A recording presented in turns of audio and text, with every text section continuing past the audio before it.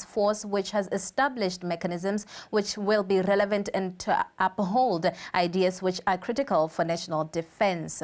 President Masisi was speaking at the opening of the BDF 19th Strategic Conference, which drew a pool of over 300 senior officers at Glen Valley today. Therein, he cited the value of transparency and good governance, as well as effective expenditure models which will ensure accountability in resource allocation.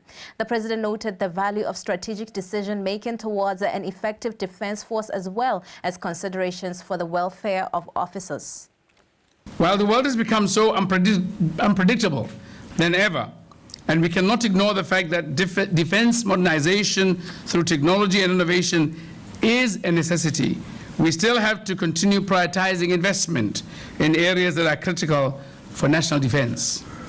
Spending must be aligned to the overarching strategic objectives that promote sustainability and maintenance of military capabilities.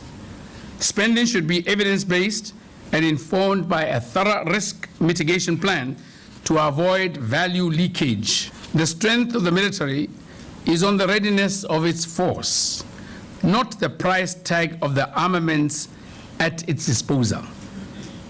Let us continue to uphold and demonstrate commitment to good governance, accountability and transparency by making informed decisions about resource allocation and prioritization. Going forward, every project must have a memorandum attached to justify its necessity and importance, and all must be processed through appropriate approval channels, as is the case with the rest of the non-military sphere of public service. As the Commander-in-Chief of the Armed Forces, my aim is to have the very best equipped defense force, capable of effectively and efficiently conducting military operations across the wide spectrum of conflict situations while implementing carefully designed expenditure models. Now, 8-year-old Tlang Siako, who emerged the sole survivor of the Limpopo bus crash carrying 46 BOTSWANA, will be flying back home this afternoon. The child was accorded preferential treatment as Limpopo Health MEC Pofi Ramatuba instructed the Airlink hostess to ensure she is in the VIP lounge, and moreover, she is well taken care of. The child will continue receiving further medical attention in Botswana. This ambulance transporting the little girl from the Mokopane Hospital has just arrived here at the Polokwane International Airport, where she will be flying to Gauteng, where she will later be bound for Gaborone. To speak more about this, we are joined by the MEC of Health, who is part of the entourage that is bringing. MEC, may you please come a bit closer? MEC, we see the 8-year-old has just arrived here. Yesterday you emphasized that you will not release her from your care until you are satisfied about her health state. Now we understand she's bound for Gaborone. Where is she flying to from here, and how is she? No, she's fine. She's doing fairly well. She's in high spirit. I still insist that she is in a position where we can now release her to her home, because at the same time you must remember that the psychological impact of being away from home does have an impact on the total complete healing. So we want her to heal completely, but she's fine. She has been dressed. She's still in a lot of pain, but we are satisfied with the condition. We have worked, as we've indicated, with the Botswana government. We want to appreciate them, because we appeal that instead of driving back home, we need to use a different mode of transport. So as we speak now, you'll see she's here. We are going to hand over her to the airport, where she will be flying to OR Tambo and connect to Gaborone. Is she fit to travel? What sort of care, additional care, will she need as and when she gets to Botswana? She will still. I would just like to indicate to our viewers that as per the Child Act, we have to protect the identity of this child, and we will not be showing her face in any way. But as I was asking asking MEC, take me through her fitness to travel, and if what sort of care she will need further when she gets to Botswana. According to surgeons and doctors, they were very clear that they are releasing her, that she can be able to travel. Otherwise, we will not have released her. But also remember, we have we are transferring her to continue with especially the social therapy, so that they deal with her mental state.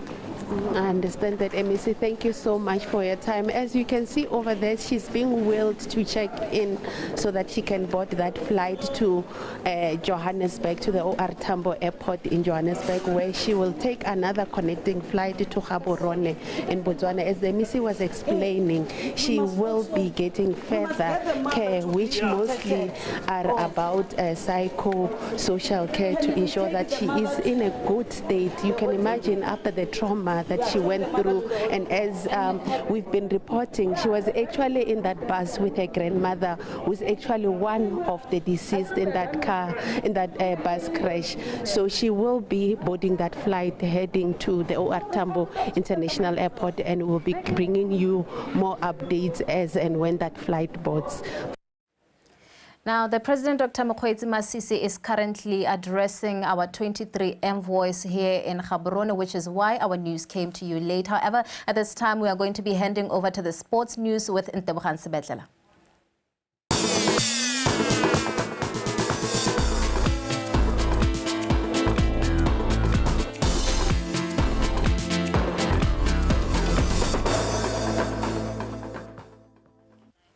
Thank you very much, Khomotseho Utukile. Now, in context, the sports news follows with me, Ntebogang Sebetlela.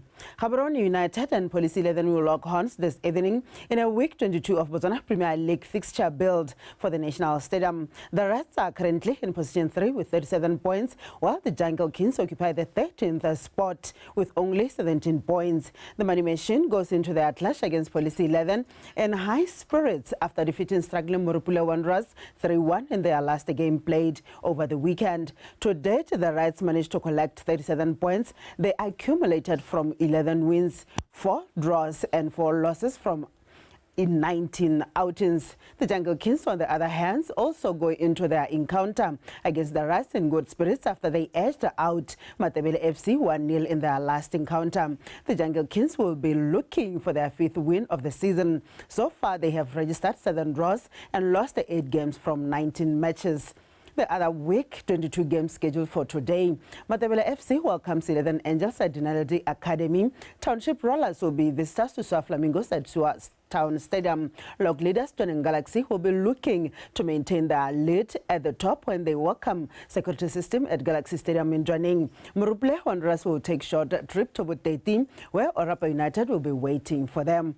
BDF 11 will wrap up midweek action with traffic at Lobatse Sports Complex. And now Mastauka moved 2 steps up in the Botswana Premier League clock standings after defeating VTM FC by a solitary goal yesterday at VTM Arena. Mastauka's 5th victory moved them from position 11 to 9th spot and have now accumulated 23 points from 20 outings. VTM FC's 10th loss, on the other hand, saw them going 1 step down from position 10 to the 11th spot and have collected 20 points after 20 games. On Sunday, Mastauka host lock leaders Stoneng Galaxy at Dinaledi Academy Stadium, while VTM FC take a long trip to Palape to lock horns with Morupule Wanderers on Sunday. And lastly, Chairman of Lefika Athletics Club, Tarimo Ketsi, says they have included other unfamiliar races such as steeplechase and hurdles in their relay event this year to help take such events to greater heights, as well as to lure local athletes to compete in those races. The annual relay event will be held on the 6th of April at the National Stadium. Victoria Dakin. Mogetsi revealed that they have added new races to promote them locally.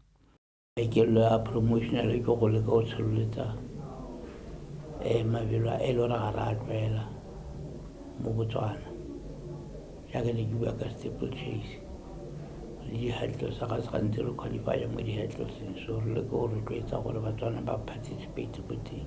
The relays will be used as major championship qualifiers.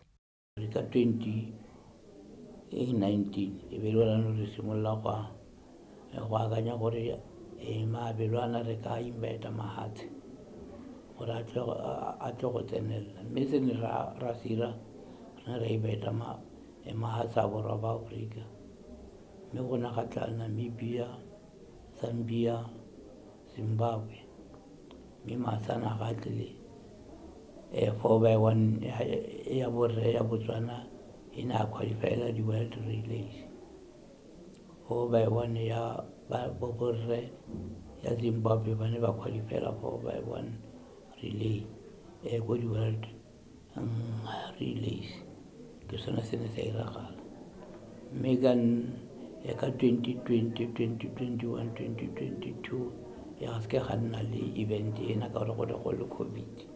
Mogetsi has appealed to various stakeholders to lend a helping hand so that they host an attractive and competitive event.